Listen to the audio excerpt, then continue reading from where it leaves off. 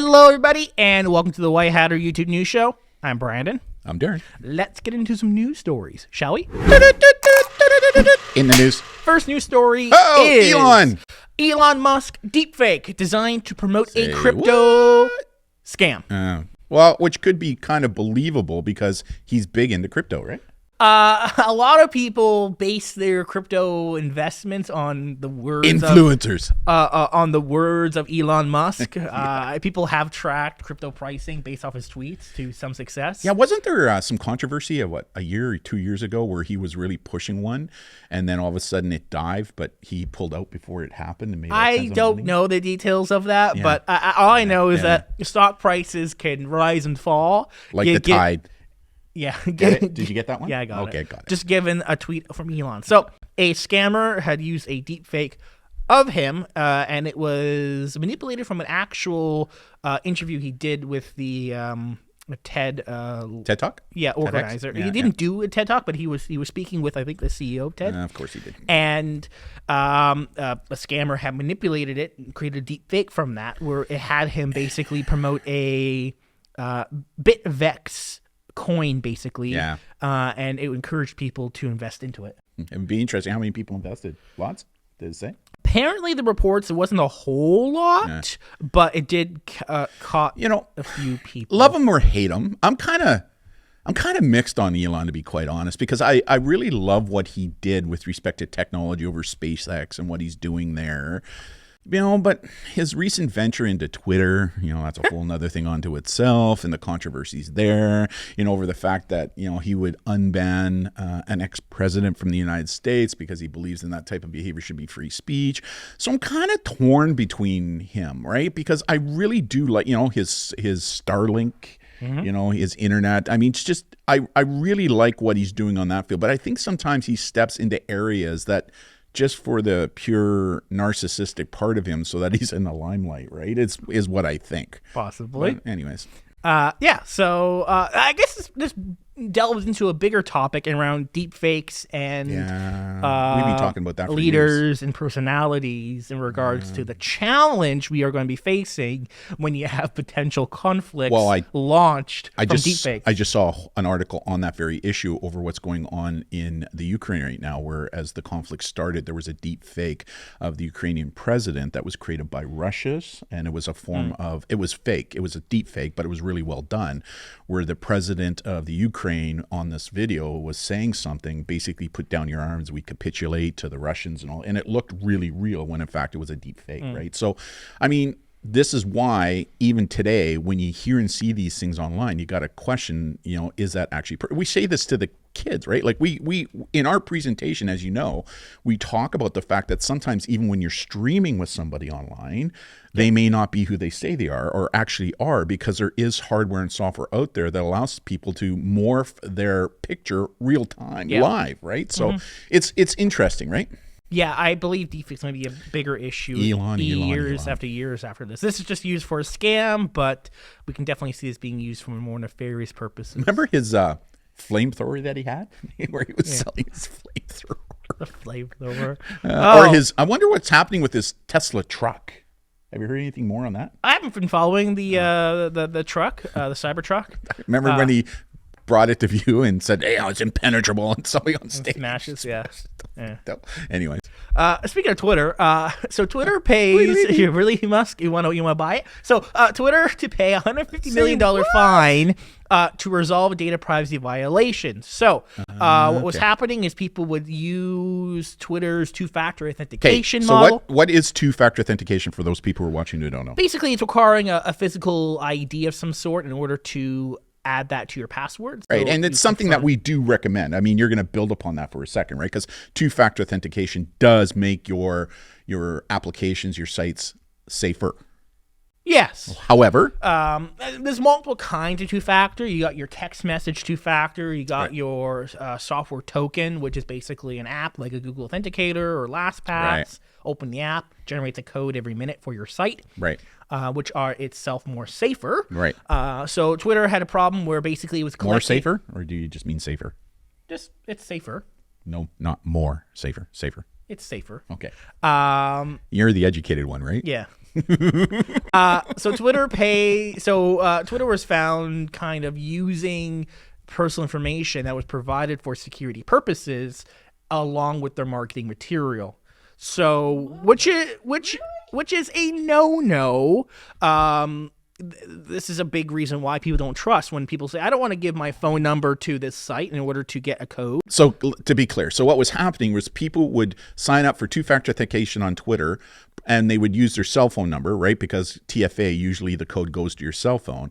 And then what Twitter was doing and proved to be doing, that's why they paid a $150 million fine, was they were taking the phone number that people were giving to them for two-factor authentication, and then they were sharing that phone number with third-party vendors. I don't exactly know the full details of how they were sharing it or selling it, but they were using it. They were making it available. They were using it beyond the explicit descriptions of why they were collecting the information. Bloody hell. So So this is another good reason why, if you want to get around that, because you did say that this is one of the reasons why people are hesitant about giving their cell phone numbers to these companies for that, rather than using, say, Meta's two-factor authentication or Twitter's two-factor authentication, using something like LastPass. Right? Well, you still use their authentication. Just LastPass is the app you use, right? Or Google Authenticator is the app you use in order to generate your code. Okay. Yeah. Bloody Twitter. You know. Yeah. So they're free for a reason. We're not their customer. We're their inventory. Yeah. And here's a really good example. The question is, again, how many other companies have used two-factor information? Twitter's doing it. Others are doing it. Right. That's a huge problem. This makes people not want to trust you when you ask them for extra security. Give us your phone number to send you a code. Yeah. People aren't going to trust this now. So that's a problem. Bloody hell. In recent laws being made, because laws can be made, California bill could allow parents to sue for their kids' TikTok habits. So a bill that is coming down the California legislature is basically adding the ability for parents to sue social media companies if their kids are addicted to the platform. What's their definition? What's their definition of addicted? And do they know that social media addiction is not defined under the DSM-5 in Canada or the United States? So how the law is written, again, it's not an actual law yet. It's currently in the Senate, so it could be passed, could be changed, could die, who knows. But how it frames so far is the bill defines addiction, which I'm assuming they didn't conduct and ask researchers or actual scientists on this, but because why would they? The bill defines addiction as people who are harmed either physically, mentally, or emotionally who want to stop but find they can't because of the platform's nature. Is it the platform's nature or human nature? Yeah. Is it what came first, the chicken or the egg, right? That's the argument here. I think the only reason they've done this is, now, again, you and I go argue about this for sure. The Section 230 safe harbor issue, right? Because a lot of these platforms hide behind that when it comes to individuals who are using their platforms that are involved in less than desirable behavior, that it gives them immunity against civil litigation or criminal litigation, right? So I think what this is, it's California's attempt to hold these vendors civilly liable for their actions. However, are you kidding me? Right? There's a couple parameters to this bill that's in there. So, number one, only applies to companies who make $100 million in revenue over the past year. All right. Excludes streaming services, as well as apps that only allow email or text messaging. Are we talking streaming services like Paramount, like Disney? Just California. Where are these streaming companies located? Movie studios, perhaps. So streaming services. So binge watching a show was not included in this. So are we picking and choosing? Is it because California may not get these lawmakers may not get support from movie studios? Perhaps, maybe. I mean, it's either you put it all in there or you do none of it. Come on. Yeah. Come on. Yeah, we know it. I see what you're doing here. Yeah. I mean, I think they're just playing to their electorate, right? Because there is so much public outcry, and rightly so, that some of these social media vendors need to do more when it comes to accountability, right? So yeah, but suing apparently is easier than parenting. I know. That's basically what they're signaling here. But no, I mean, it's a lot of people, I think, do have a habit of placing too much emphasis on parenting. Now, don't get me wrong. We both believe that parenting is an important component to keeping kids safer online. In fact, we think parental abdication on that issue is still significant, right? But having said that, we can't put all the blame in saying that, parenting is going to fix this. It can go a long way in preventing it. But I do think that there needs to be more accountability on these social media vendors who are not doing enough when it comes to things that are happening on their platforms.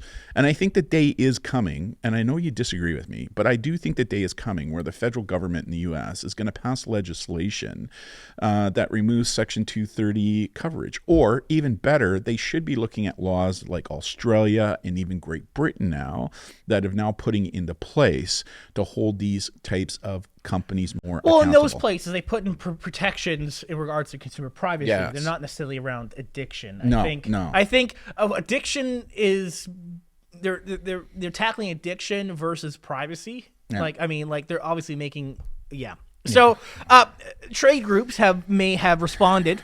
So trade groups representing have responded by saying the results could effectively mean that social networks would have to implement a strict age limit of 18.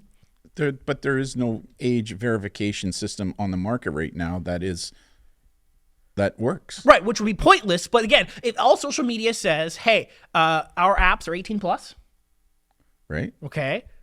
And then a young person just goes, yeah, I'm 18 plus, then they're absolved of responsibility because the young person basically lied. Or, as they alluded to, implement strict age verification in order to ensure, which what they're alluding to is the China model in regards to everyone needs to submit their photo ID. However, I'm pretty sure there was a U.S. Supreme Court decision that said that companies they're not permitted by law in the United States to put in age verification limits.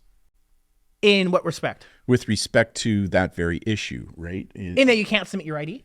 Well, no, about putting age restrictions specifically in place. I'll have to revisit COPA has the 13 age, right? Right. There is age verification and already pre-established internet. I'll have to find that U.S. case law, the Supreme Court decision. It was an interesting one where a company was being sued over this very issue, and it went all the way up to the Supreme Court in the United States. I could see how that could be an ageist argument in regards to you're limiting me. But again, does that really? But for youth, though, we do see limitations on youth in regards to driving, alcohol consumption. Right. So there are limitations put in place already on youth. Yeah. So I could see that argument still going through in regards to this being allowed. Yeah. Up to age 13, because once you're an adult, then I can see the making limitations on age. I think this law is what I would like to call a feel-good law. Again, don't get me wrong, right? Like I do think that these social media vendors, there needs to be more pressure, more oversight, more accountability, more legislation to legislate these companies to hold them accountable. Like I truly do believe that because, to them, it's the bottom dollar. If it's not going to affect the bottom dollar to their shareholders, then there's no impetus for change, right? Yeah. Yeah. The trade groups did mention and allude to, like, let's say the China model in regards to everyone has to be submitting their photo ID to government, which again, Americans will not want. I wouldn't want that here in Canada either. North Americans will not want that. No. So I believe these trade groups are making this response in regards to make consumers fight against this proposed law. Yeah, for sure. Because consumers will not want to submit their photo ID to Facebook. No. Neither would I, right? So yeah. Neither would I. Yeah. Interesting. And lastly, feel good law. Yeah. Last bit of article for last week was Internet Explorer is ending support coming up on June 15th. So apparently Internet Explorer is still somehow being supported by Microsoft, but they are officially ending support on the 15th. Now, don't worry. Yeah, what does this mean to the user? Well, most users shouldn't be on Explorer anyway. Most of them should be on Apple platform. Most of them should be using something that is not Explorer, whatever you so choose, be it Chrome, Safari, Firefox, Brave, Opera, any of those. Okay? I mean, fine. Explorer has had quite a history of problematic security. I mean, they were good at what they were way back when, right? Like when They were the only option. They were the only game in town, right? Like I mean, come on, let's kind of tip our hat a little bit. I mean, they were kind of the pathfinders on this specific issue, but things change, things grow, and now, things become better, right? Edge does have a Internet Explorer mode built into it. Okay. So it can basically render Internet Explorer functions for you in the Edge browser. Gotcha. This is mainly for people who update websites who are super old. And why do you look at me when you say that? You don't update websites. Why would I do that? I know. So, yeah, if you have Explorer, I mean, now is better time than ever to kind of make the jump and change. Into Edge? Edge, Chrome, or whatever you so choose, although Edge is basically an offshoot of Chrome, basically. So, yeah, make the change. Really important. You can still use Explorer, but it just won't be supported, which means... vulnerability. Who knows what problems it will have later on. Vulnerabilities. So... Get out of it. I don't see how many people. I don't know how people actually still use it. Actually, I don't know because I think probably my mom and dad. I feel like Vista was the last operating system from Microsoft that had Explorer on by default. Don't quote me, but I think after that they moved to Edge. So, I mean, if you're running an operating system of Vista or older, you have more problems to worry about than just Explorer. For sure. So, still thinking about that California law. Like, are you kidding me? It'd be interesting to see if it actually passes, right? So, well, streaming services are excluded. That's what gets me the most. Like, what? No, because most of them are based in California because of movie Hollywood studios. Yeah, I know, right? All that kind of stuff. Yeah.